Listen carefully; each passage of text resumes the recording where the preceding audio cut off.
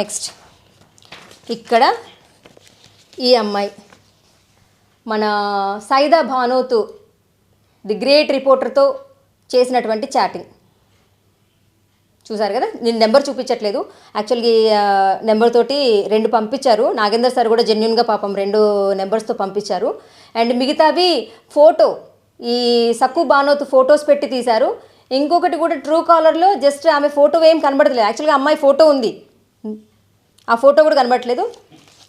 ఈ అమ్మాయి సైదా బానోత్కి పంపించింది, కానీ ఇవి నాకు ఎవరు పంపించారు? నాగేందర్ సార్ పంపించారు. సో కొడుక, ఇది నా నెంబర్ కాదక్క. నీ నెంబర్ కాదా? నీ నెంబర్ కాదా? నా నెంబర్ కాదు.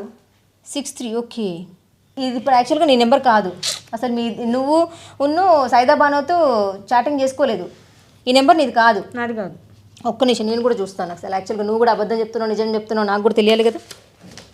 ఇక్కడ చూడండి, నిజంగా నేను కూడా అసలు చాలా కన్ఫ్యూజ్ అయ్యాను. అసలు ఈ అమ్మాయిది లాస్ట్ డిజిట్ 63 వస్తుంది, నాకు పంపించిన మెసేజ్ కూడా 63 వస్తుంది. ఇప్పుడు ఈ అమ్మాయి చెప్పేదాకా మేడం ఇది నా నెంబర్ కాదు అని చెప్పేదాకా కూడా నాకు నేను అసలు ఐడెంటిఫై చేయలేదు. అంటే నేను స్టడీ చేసేటువంటి ఈ కేసులో ఎక్కడ మిస్ అయ్యానని చెప్పేసి నాకు అర్థమవుతుంది ఇప్పుడు. అంటే సైదా బానోతు ఈమెకు పంపించినట్టు, ఈమె అతన్ని తిట్టుకుంటూ పంపించినట్టు పంపించిండు. కానీ ఇందులో ఈ నెంబర్ కూడా యాక్చువల్గా నేను ఒకటేసారి చూపించట్లేదు. నేను మళ్ళీ ఇది ఎవరిదో నెంబర్, ఒకవేళ అమ్మాయిలదో అబ్బాయిలదో తెలియదు, వాళ్ళకి ప్రాబ్లం అవ్వద్దు కాబట్టి యాజ్ పర్ కమ్యూనిటీ గైడ్లైన్స్ నేను చూపించట్లేదు ఈ నెంబర్ని. కానీ ఇక్కడ last digit numbers 2 digit numbers చూపిస్తున్నాడు. ఈ అమ్మాయిది కూడా లాస్ట్ 2 డిజిట్ నెంబర్స్ 63 వస్తుంది. ఇక్కడ కూడా 63 పంపించాడు. కానీ ఇక్కడ ఈ నెంబర్ దగ్గర నేను మిస్ అయ్యాను. యాక్చువల్గా ఇది కూడా ఫేక్ మెసేజ్లు, ఫేక్ వాట్సాప్ మెసేజ్లు ఇవన్నీ పంపించాడు. నెక్స్ట్ చూడండి, ఇక్కడ కూడా సఖీ చేరు అంటే ఏంటి? నీది కాదా? నీ ఫోటోవే పెట్టాడమ్మా. The great 12th battalion constable నీ ఫోటో పెట్టేసే వాట్సాప్ వేరే ఎవరికో చాటింగ్ చేసిన, అంటే మీ ఇద్దరే చాటింగ్ చేసుకున్నట్టుగా పెట్టాడు. సో ఇది వీళ్ళిద్దరి మధ్యలో జరిగినటువంటి సంభాషణ. సో అక్కడ ఫోటో పెట్టి, అంటే నెంబర్ పంపించాలి, నెంబర్ పంపిస్తే నేను అనుకున్నా నాగేందర్ సార్ మీరు చాలా గ్రేటు, కనీసం 2 అయినా జెన్యున్గా పంపించారని చెప్పేసి. కానీ లాస్ట్ డిజిట్స్ ఈ అమ్మాయి ఫోన్ నెంబర్ డిజిట్స్ 63 అనేది సేమ్ ఉన్నాయి. కానీ మధ్యలో ఉన్న నెంబర్ అంతా కూడా ఈ అమ్మాయి నెంబర్ కాదు. నా దగ్గర కూడా ఈ అమ్మాయి నెంబర్ ఉంది, నేను చూశాను. ఆ నెంబర్కి ఈ నెంబర్కి చాలా తేడా ఉంది. బట్ లాస్ట్ 2 డిజిట్స్ మాత్రమే సేమ్ ఉన్నాయి. అంటే చూడండి, ఒక కేసు స్టడీ విషయంలో నా దగ్గరకు వచ్చినటువంటి మా జర్నలిస్ట్ మిత్రుడు ఎవరైతే ఉన్నారో రాజు అనే అక్షరదివిటి పేపర్, ఇంతకుముందు తీసిన వీడియోలో కూడా అతనికి ధన్యవాదాలు చెప్పాను. ఎందుకంటే నేను 16 సంవత్సరాలు న్యూస్ రీడర్గా ఉన్నటువంటి నేను 8 నెలలు యూట్యూబ్ ఛానల్ పెట్టుకున్నాను. కానీ ఈ 8 నెలల యూట్యూబ్ ఛానల్లో నా దగ్గరకు వచ్చినటువంటి కేసు ఎలాంటిదంటే ట్విస్ట్ల మీద ట్విస్ట్లు. అసలు నేను కాసేపు అమ్మాయి మంచిది కాదు కావచ్చు, కాసేపు అబ్బాయి మంచోడు కాదు కావచ్చు, కాసేపు ఇద్దరి సైడ్ తప్పు ఉంది అది అని అనుకున్నాను. కానీ ఆ కేసులన్నీ పక్కన పెడితే కనుక ఆ 6 కేసులలో కూడా చెప్పాను. ఒకటి పిన్ని, ఒకటి వదిన పెట్టింది, ఇంకొకటి గోల్డ్ విషయంలో అని చెప్పేసి అని ఒకరు పెట్టారు, ఇంకా మిగతావన్నీ పోలీస్ వాళ్ళే పెట్టారు. సో ఇది కూడా 6 కేసులు పక్కన పెట్టేస్తే నాగేందర్ సార్ పెట్టిన కేసులు అయితే ఏవైతే ఉన్నాయో 17 కేసులు చూపిస్తున్నారు. మరి ఈ 17 కేసులలో ఈమెకున్న 6 కేసులే నా దగ్గరకు వచ్చినాయి. సో ఇందులో రూపావత్ సక్కు క్రైమ్ డైరీ అని చెప్పేసి అని నాకు ఇవి కూడా పెట్టారు సార్. రూపావత్ సక్కు క్రైమ్ డైరీ అని చెప్పేసి కూడా ఇది కూడా పంపించడం జరిగింది. నెక్స్ట్ రిమాండ్ కేస్ డైరీ అని చెప్పేసి అని ఇది కూడా పంపించడం జరిగింది. ఈ రెండుతో పాటు నెక్స్ట్ 6 కేసులు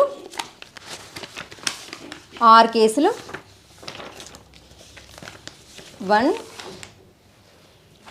and 2 3 నెక్స్ట్ 4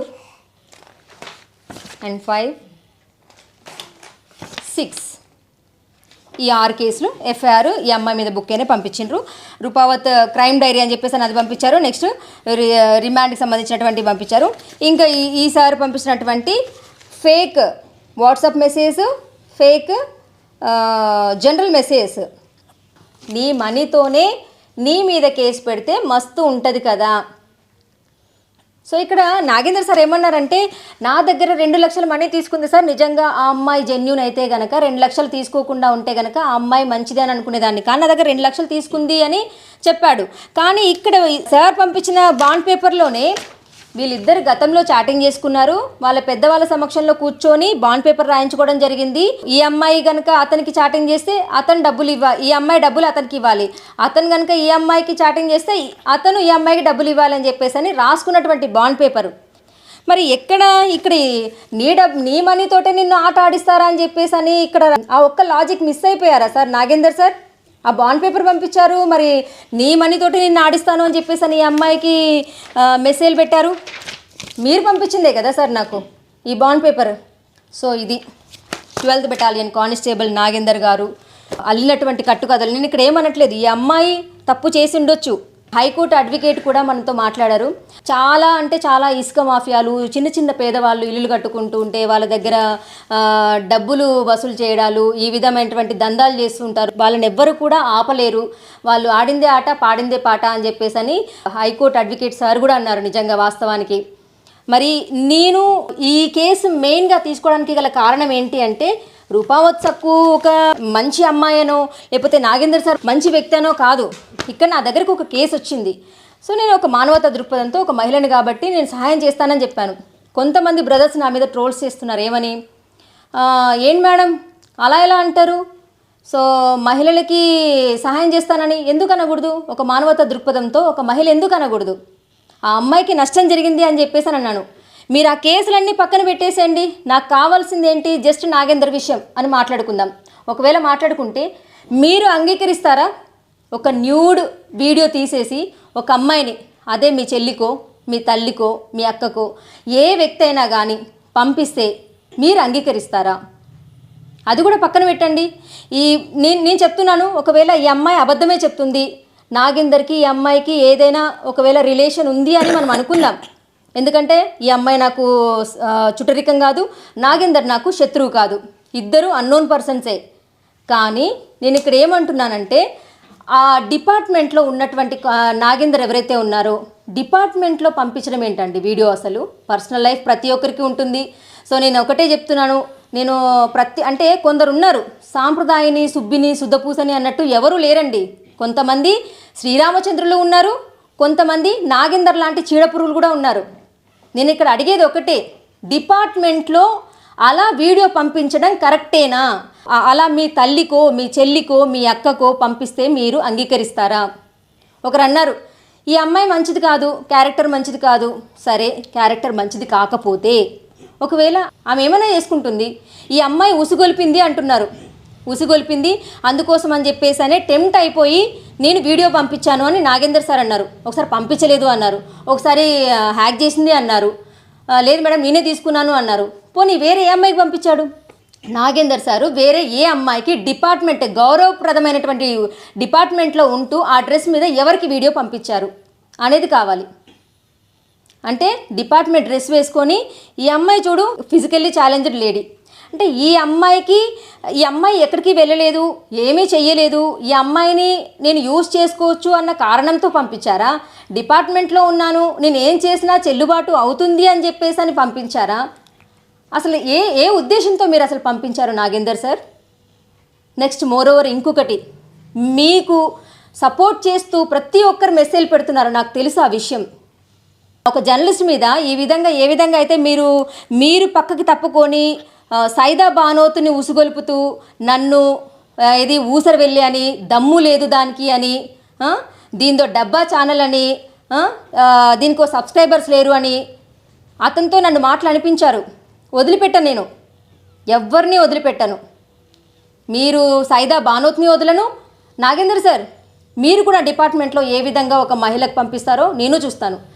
అమ్మ నాగేందర్ సార్ ఎవరైతే ఉన్నారో వాళ్ళ వైఫ్ కూడా నాకు మెసేజ్ పెట్టడం జరిగింది, నీకు చేతులెత్తి దండం పెడుతున్నామ్మా, ఒక మహిళ అయ్యుండి భర్తని ఏ విధంగా సపోర్ట్ చేస్తావమ్మా నువ్వు? అసలు ఏ విధంగా? ఇప్పుడు సపోర్ట్ చేసి డబ్బులు తీసుకుంది అని అమ్మాయి మీద అన్నావు కదా, డబ్బులు తీసుకుంది, ఒకసారేమో 2 లక్షలు అంటావు, ఒకసారేమో 10 లక్షలు అంటావు, ఇప్పుడేమో 1 కోటి డిమాండ్ చేసింది అంటున్నావు. ఏంటమ్మా అవి పైసలా చింతపిక్కలా? ఈ అమ్మాయికి తెలుసా అసలు ఎంత పిచ్చిది కాకపోతే వేరే మహిళ కోసం అని చెప్పేసి తిన జీవితాన్ని నాశనం చేసుకుంటూ ఆ అమ్మాయికి ఏం రావద్దు మేడం, మాట ఏమి రావద్దు, ఆ అమ్మాయి బయటకు రావద్దు. ఒక ఆడపిల్ల కోసమని ఈ ఆడపిల్ల జీవితాన్ని నాశనం చేసుకొని జైలుకి ఎన్నిసార్లు ఎక్కి ఎన్నిసార్లు తన జీవితాన్ని నాశనం చేసుకొని 6 కేసుల వరకే అయింది. అక్కడ తల్లిదండ్రుల మీదనే నా స్నేహితురాలికి అన్యాయం జరిగింది అని చెప్పేసి తల్లిదండ్రుల మీదనే కేసు పెట్టిన మహానుభావురాలు ఈమె. మరి నేను ఇప్పుడు వినే వాళ్ళందరూ అనుకుంటారు ఒక ఆడదాని కోసం ఇంత చేసింది అంటే నాకే కాదు డౌట్ అందరికీ వస్తుంది, ఈ అమ్మాయి అని. ఫోన్లో అడిగినప్పుడు నవ్వుతుంది. దీన్ని పిచ్చి అనాలా, వెర్రి అనాలా, ఇంకేమనాలా, లేకపోతే చెంప మీద లాగిపెట్టి ఒకటి పీకాలా, నాకైతే అర్థం అవ్వలేదు. కానీ ఈమె విషయం పక్కన పెడితే ఏ ఆడపిల్లైనా తప్పు చెయ్యదు. ఒకవేళ చేసింది అనుకోండి తన ఆర్థిక స్థితిగతిలో లేకపోతే ఇంకేదో. సో కోర్టే చెప్తుంది కదా, భార్యకి ఇష్టం లేకుండా భర్త కనుక తన బలవంతం చేస్తే కనుక అది కూడా ఒక క్రైమే అని చెప్పేసని ఈమె ఉసుగొలిపింది అంటున్నారు. అనుకుందాం, వాస్తవానికి ఉసుగొలిపింది అనుకుందాము. అంటే ఉసుగొలిపితే ఒక డిపార్ట్మెంట్లో ఉండేసి వీడియో తీసి పంపించేస్తాడా నాగేందర్ సార్? పంపించేస్తారా మీరు? అమ్మ నాగేందర్ సార్ని సపోర్ట్ చేస్తూ ఈ అమ్మాయిని గలీజ్ బూతులు తిట్టే మహిళమని నిన్ను అడుగుతున్నాను, ఎందుకమ్మా సపోర్ట్ చేస్తున్నావు మీ ఆయనకి? అలా ఏంటి ఇప్పుడు నేను భార్యను ఉండగా వేరే ఆడదాన్ని చూస్తున్నావు, ఎందుకు చూస్తున్నావు వేరే ఆడదాన్ని అని చెప్పేసి ఎందుకు నిలదీయలేకపోతున్నావు? ఒక గదిలోకి తీసుకెళ్ళి చెడా మెడా 4 వాయించి నేను సరిపోవట్లేదా ఆ అమ్మాయి మీద ఎందుకు నువ్వు ఆ అమ్మాయికి వీడియో పంపించాల్సిన అవసరం ఏముంది అని చెప్పేసి ఎందుకు అడగట్లేదు నువ్వు? నీకు బాధ్యత లేదా? ఇప్పుడు ఈ అమ్మాయి బయటకు వచ్చింది కాబట్టి నిజం బయటకు తెలిసింది. ఒకవేళ లేదు అంటే అలాగే ఉంటే కంటిన్యూ అవుతుంది. ఎవరి సంసారం అమ్మ రేపు ఆగమయ్యేది? నీది కాదమ్మ సంసారం ఆగమయ్యేది. లేదు, అయిపోయింది, అలాగే అయిపోయింది. ఇది అయిపోయిన తర్వాత ఈ అమ్మాయి బయటికి రాదు. ఈ అమ్మాయి అతన్ని ఏ విధంగా కూడా అసలు బయటికి తీయదు. ఆయన అలాగే ఉండి ఆ అమ్మాయే మదన పడుతూ ఇది చేస్తూ బ్లాక్ చేసుకుంటుంది, ఇది చేస్తుంది. ఈ అమ్మాయిని కాదని మళ్ళీ వేరే అమ్మాయికి ప్రపోజ్ చేయడా? అక్కడ కంటిన్యూ చేయడా? ఎంతమంది అమ్మాయిలు బలైపోవాలి? స్కూల్లోకి వెళ్తే రక్షణ లేదు అమ్మాయిలకి, ఎవరో ఒకరు. కాలేజ్కి వెళ్తే రక్షణ లేదు. నేను అందరు అమ్మాయిలు మంచి వాళ్ళు అనట్లేదు, కొంతమంది అమ్మాయిలు ఉన్నారు. ఏది నాగేందర్ సార్ అన్నట్టు ఈ అమ్మాయిని అనవసరంగా కిలాడీ లేడీ అన్నారు, కానీ కొంతమంది కిలాడీ లేడీలు ఉన్నారు. నేను కాదని చెప్పట్లేదు. My dear younger brothers and elder brothers, అన్నలు తమ్ముళ్ళు ఉన్నారు, కిలాడీ లేడీలు అమ్మాయిలు కొంతమంది ఉన్నారు.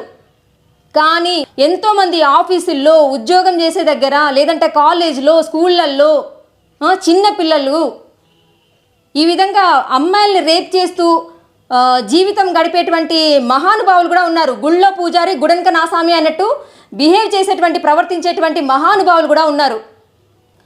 నువ్వు ఇప్పుడు ఏ విషయం కూడా నీ భర్తకి చెప్పుకోకపోతే రేపు నీకు బాబో లేకపోతే కూతురో కొడుకో ఎవరో ఒకరు పుడతారు.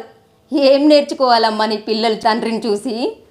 నాగేందర్ సార్ ఒక క్వశ్చన్ అడిగారు, ఉద్యోగం సంపాదించుకుంటే తెలుస్తుంది, కష్టపడితే తెలుస్తుంది. నీది గవర్నమెంట్ జాబ్ కాదు కదా, నేను కష్టపడి సంపాదించుకున్నాను.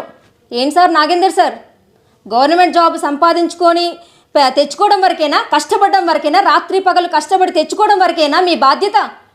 డిపార్ట్మెంట్లోకి వచ్చిన తర్వాత మొత్తం బట్టలన్నీ విప్పుకొని మొత్తం అందరికీ మీరు షోయింగ్ ఇస్తారా?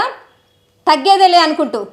అమ్మ నెక్స్ట్ నాగేందర్ సార్ వాళ్ళ భార్య, ఏం చెప్దాం అనుకుంటున్నావు? సభ్య సమాజానికి ఏం చేద్దాం అనుకుంటున్నావు? నీకు రేపు పిల్లలు పుడతారమ్మా? పిల్లలు ఉన్నారా? లేరు. రేపో మాపో పిల్లలు పుడతారు. అంటే ఇప్పుడు నేను పెట్టే వీడియోస్ నేను ఇప్పుడు పెట్టకపోవడానికి గల కారణం చాలామంది అన్నారు, వ్యూస్ కోసం, సబ్స్క్రైబర్స్ కోసం, లేకపోతే ఇంకా ఇలా చేస్తుంది, స్క్రిప్ట్ రాస్తుంది, ప్రతి ఒక్కటి చేస్తుంది. నాకు ఇంకా పని పాట ఏం లేదు. మరి నాకు పిల్లలు లేరు, నాకు సంసారం లేదు, నాకు భర్త లేడు, ఎవ్వరు లేరు. అందుకోసం అని చెప్పేసి ఈరోజు ఇన్ని పేపర్స్, ఇన్ని కేసులు నేను స్టడీ చేస్తూ రాత్రనక పగలనక ఏం జరిగింది అని చెప్పేసి ఇన్ని స్టడీ చేస్తూ ఈ విధంగా ఏం జరిగింది అని చెప్పేసి ఒక కేసు సాల్వ్ చేసేదాకా ఏంటి అని చెప్పేసి చదువుతున్నాను నేను ఇవన్నీ. అంతే కదమ్మా. ఇది ఎంత తీసుకుందో డబ్బులు తీసుకున్నానమ్మా, డబ్బులు తీసుకున్నాను. నీకేమైనా కావాలో చెప్పు, అడ్రస్ చెప్పు, పంపిస్తాను. రేపు నీకు పిల్లలు పుడతారు. ఏం నేర్చుకోవాలమ్మా? ఇంకొక అమ్మాయిని నీ కొడుకు ఏ విధంగా ట్రాప్ చేయాలని నేర్చుకోవాలా? ఒకవేళ నీ కూతురు పుడితే ఏం నేర్చుకోవాలి? అమ్మాయికి ఏం నేర్పిస్తారు? ఇలాంటి వాళ్ళు ఉంటే కాదా ఈ తల్లి ఇప్పుడు తండ్రే తాగొచ్చి ఇంటికి వచ్చేసి కూతుర్లని చెరిపేటువంటి తండ్రులు కూడా ఉన్నారు. ఇలా ఇలా అసలు సమాజమే చాలామంది, కొంతమంది తాగుబోతుల వల్ల, కొంతమంది డిపార్ట్మెంట్ నాగేందర్ లాంటి వాళ్ళ వల్ల డిపార్ట్మెంట్లో కేసులు కూడా సరిగ్గా తీసుకోవట్లేదు, పేదవాళ్ళకు అన్యాయం జరుగుతుందని చెప్పేసి హైకోర్టే రిలీజ్ చేసింది కదమ్మా. ఎవరు కూడా స్టేషన్కి ఏ విధంగానూ రారు, కోర్టు మెట్లు ఎక్కాలని ఎవరు అనుకోరు. సమస్యతో వచ్చేటువంటి ప్రజలు ఎవరైతే ఉంటారో వాళ్ళకి చూడండి, ఎవరు కూడా ఇలాంటి వాళ్ళు కేసు కోసం అని చెప్పేసి కోర్టుల చుట్టూ తిరగొద్దు అని చెప్పేసి ఆర్డర్ పాస్ చేసిందిగా కోర్టు. మరి నీ భర్త ఏ విధంగా వీడియో పంపిస్తే సమర్థిస్తున్నావమ్మా? భర్తకి సమాధానం చెప్పుకోవమ్మా, ఎందుకు పంపించావు, నువ్వు వీడియో పంపించాల్సిన అవసరం ఏముంది అని భర్తలకు చెప్పుకోరు. కానీ ఆడది మాత్రం పని నిమిత్తమై ఎక్కడికో బయటికి వెళ్తే మాత్రం అది డాష్, దాంట్లో డాష్ పెట్టేస్తా, ఇదో డాష్ అదో డాష్, అంతే కదా. ఎదిరిస్తే అంటే ఏంటి అని ప్రశ్నిస్తే వాళ్ళు డాష్లు. మీ పొగడ్తలకో లేకపోతే మీరు జర్నలిస్ట్ అని మీరు అనుకున్నా అనుకోకపోయినా నేనేంటో నాకు తెలుసు, నేను మీ దగ్గర ప్రూవ్ చేసుకోవాల్సిన అవసరం నాకు లేదు. నేను ఏదైతే 16 సంవత్సరాలు న్యూస్ రీడర్గా ఉండి ఇప్పుడు నేను సొంతంగా ఛానల్ పెట్టుకున్నానో నాకు వచ్చినటువంటి ఫస్ట్ కేసు ఏదైతే ఉందో రూపావత్ సక్కు, అది నాకు రాజు సార్, అక్షర దివిటి ఈ పేపర్ యొక్క రాజు సార్ తీసుకొచ్చారు. నేను ఇంతకుముందు వీడియోలో కూడా చెప్పాను, ఇప్పుడు కూడా వీడియోలో చెప్తున్నాను. నా మనస్ఫూర్తిగా మీకు ధన్యవాదాలు తెలుపుకుంటున్నాను. ఎందుకంటే కేసుని ఎలా స్టడీ చేయాలి, సో ఈ ఇరుపక్షాలు, నేను ఏదో ఏకపక్షంగా నేను మాట్లాడలేదు, ఇరుపక్షాల ద్వారా అసలు ఏం జరిగింది అని చెప్పేసి అని. ఆ అమ్మాయి మీద ఎన్ని కేసులైనా ఉన్నా అవి కూడా పోలీసు వాళ్ళ కేసులు పెట్టారు, వాళ్ళ పిన్ని వాళ్ళ వదిన వాళ్ళే పెట్టారు. అవన్నీ పక్కన పెడితే నాగేందర్ చేసినటువంటి పని ఏదైతే ఉందో న్యూడ్ వీడియో, ఇది కరెక్టా కాదా అని చెప్పేసి అని మీరే ఆలోచించి, నిజంగా అన్నలు తమ్ముళ్ళు నేను మీకే అడుగుతున్నాను, నిజంగా మీకు మనస్సాక్షి ఉంటే మీ తల్లిదండ్రులు ఒక ఆడదానికి అన్యాయం చెయ్యకండిరా అని చెప్పి నీతి నిజాయితీ నిబద్ధతతో మిమ్మల్ని పెంచుంటే గనక ఆలోచించండి కాస్త. ఈ అమ్మాయి ఎలాంటిదైనా కావచ్చు, కానీ డిపార్ట్మెంట్లో ఉన్న నాగేందర్ ఏ విధంగా వీడియోస్ పెడతాడు, తప్పును తప్పు అని చెప్పాలి. చట్టం ఎవరికి చుట్టం కాదు, తప్పు చేస్తే ఎవరైనా కూడా శిక్ష అర్హులే, అది నేనైనా మీరైనా ఎవరైనా రూపావత్ సక్కు అయినా ఎవరైనా. ఇంత వీడియోలో ఎవరు తప్పు ఎవరు ఒప్పు అనేది ఇంకా న్యాయ నిర్ణేతలుగా ప్రజల సమాధానం కోసమే వెయిట్ చేస్తున్నాను నేను. సో ఇంతసేపు ఓపికగా నేను చెప్పింది, ఆ అమ్మాయి చేసింది, మన కోనేటి వెంకన్న గారు చెప్పింది మీరు విన్నారు. మరి రూపావత్ సక్కు కిలాడి లేడీనా నాగేందర్ సార్ చెప్పినట్లు ఏంటి అనేది సో కోర్టు ఉంది, పోలీస్ స్టేషన్ ఉంది, వాళ్ళే నిర్ణయిస్తారు. నేను కేవలం జర్నలిస్ట్ని, నిజానిజాలు ఏం జరుగుతున్నాయని చెప్పేసి నిష్పక్షపాతంగా, అది నాగేందర్ అయినా, సైదా బానోత్ అయినా, సక్కు రూపావత్ అయినా, ఈ ముగ్గురిట్లో ఎవరైనా కానీ నిజాలు ఏంటి అనేది చూపించడం వరకే నా బాధ్యత. ఏదైతే న్యాయం ఏదైతే అన్యాయం అని చెప్పేసి అని కోర్టు తీర్పిస్తుంది. సో ఈ వీడియో కనుక మీకు నచ్చినట్లయితే లైక్ చేయండి, షేర్ చేయండి, సబ్స్క్రైబ్ చేయడం మర్చిపోకండి. నేనేమైనా మిస్టేక్స్ మాట్లాడినా, సక్కు రూపావత్ మాట్లాడిన దాంట్లో నిజం ఎంత అబద్ధం ఎంత అని చెప్పేసి మీకు ఏ విధమైనటువంటి సందేహాలు కలిగినా మీరు కామెంట్ రూపంలో తెలుపొచ్చు. నేను కామెంట్స్ తర్వాత తీసుకుంటూ వీడియోలోకి తప్పకుండా వస్తాను, మాట్లాడతాను మీతోటి. సార్ మీకు అసలు ధన్యవాదాలు. చూడండి, సో 90% కూడా చూడండి, ఈ అమ్మాయికి ఏదైతే అన్యాయం జరుగుతుంది అని చెప్పేసి అని, సక్కు బానోత్ అనే అమ్మాయికి అన్యాయం జరుగుతుందని చెప్పేసి అని ఆల్ ఇండియా పుట్టు వికలాంగుల సంఘ వ్యవస్థాపక రాష్ట్ర అధ్యక్షులు సో కోనేటి వెంకన్న గారు కూడా చూడండి, మీరు ఇక్కడ చూసినట్లయితే సో అంత సమస్య మీద కూడా ఫిజికల్లీ డిసేబుల్డ్ పర్సన్ అయినా కూడా ఈ అమ్మాయి కోసం, అమ్మాయికి అన్యాయం జరుగుతుందని చెప్పేసి అని మన జీటీవీ టీఎస్ స్టూడియోకి రావడం జరిగింది. నిజంగా ధన్యవాదాలు సార్. 2 చేతులు ఎత్తి మొక్కుతున్నాను, ఒక మహిళకి అన్యాయం జరగకుండా న్యాయం జరగాలని చెప్పేసి అని మీరు ఇంత దూరం వచ్చారు. ఓకేనమ్మా, ఇకనైనా అర్థమైందా? పిచ్చి వేషాలు వేయకుండా, ఎవరో అమ్మాయి గురించి నీ జీవితాన్ని నాశనం చేసుకోకుండా, నీ జీవితం నీ కోసం బ్రతకడం నేర్చుకో. నీ కోసం నీ తల్లిదండ్రులు ఉన్నారు, నీ అన్నలు ఉన్నారు, నీ వదినలు ఉన్నారు. ఎవరో అమ్మాయికి జీవితం ఇద్దామని చెప్పేసి అని తీసుకొచ్చావు అమ్మాయిని. ఆ అమ్మాయి మెసేజ్ కూడా డబ్బులు ఇచ్చి నిన్ను కొట్టిస్తాను చేస్తాను అని చెప్పేసి అని పంపించడం జరిగింది. అవునా? పంపించడం జరిగిందా లేదా? ఇకనైనా బుద్ధి తెచ్చుకొని కాస్త నీ కోసం, నీ ఇంట్లో వాళ్ళ కోసం, నీ పేరెంట్స్ కోసం బ్రతకడం నేర్చుకో. అర్థమైందా? So thank you so much. ఈ వీడియో కనుక మీకు నచ్చినట్లయితే లైక్ చేయండి, షేర్ చేయండి, సబ్స్క్రైబ్ చేయడం మర్చిపోకండి. మరిన్ని విషయాల కోసం చూస్తూనే ఉండండి జీటీవీ టీఎస్. కెమెరామ్యాన్ రాకేష్తో స్వప్న, జీటీవీ వరంగల్.